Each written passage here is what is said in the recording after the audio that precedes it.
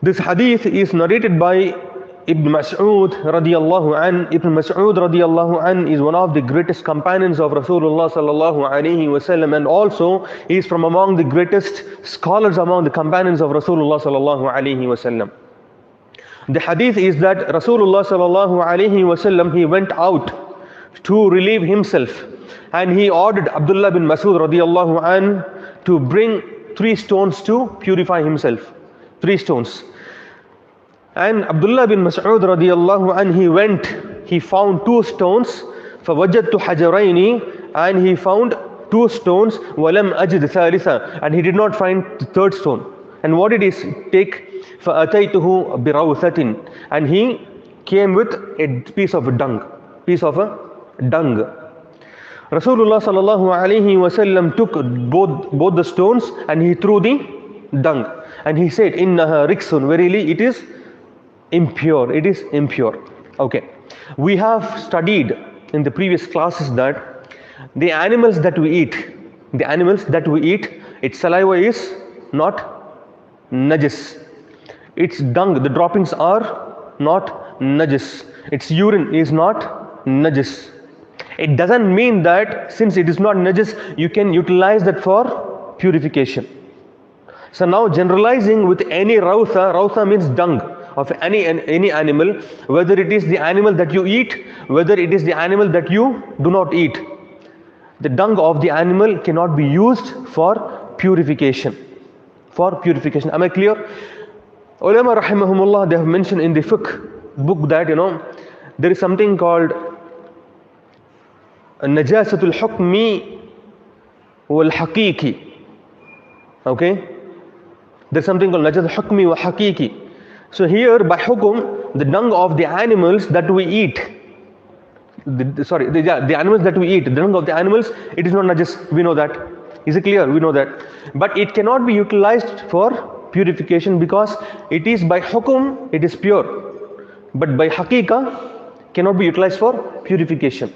Am I clear about this? But when it comes to the dung, the droppings of the other animals, it is something which is impure. It is something which is impure. Cannot be utilized, inshallah ta'ala. So this hadith talks about using the stones for purification. And we have discussed when we use stones, that particular thing is called as ماذا؟ إخواني, istijmar. What is the meaning of istijmar? When we use stones. Istinja is when you use water. Am I clear about this? Istijmar is when you use stones. And how many stones that we have to use? The hadith is from the sunnah of Rasulullah sallallahu alaihi wasallam. It is 3. Can we use less than that or can we use more than that is another question. And what is right? Can we use less than that? Yes, you can use less than that. As long as you meet the criteria. The criteria is to clean yourself, even if it is by 1 stone. Okay, when we talk about the stones, what should be the size of the stone? Small, big, bigger than what we have, what we see, the medium size. And the stone should not be the soft stone. Like for example, the marble cannot, it's soft. When you pour water, there's nothing stays on the water. There are some other stones, when you use, it absorbs the water. It absorbs the najasa, isn't it?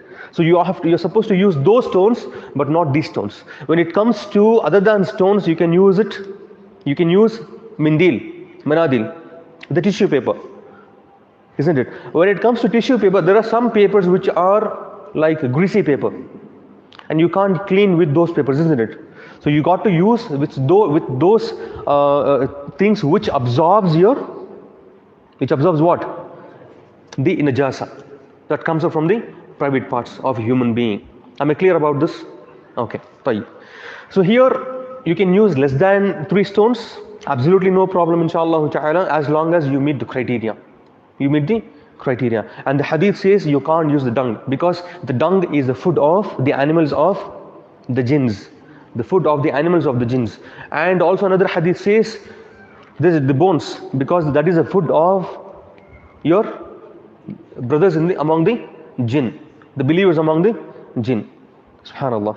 So both the ways, we cannot be using bones and dung to purify yourself.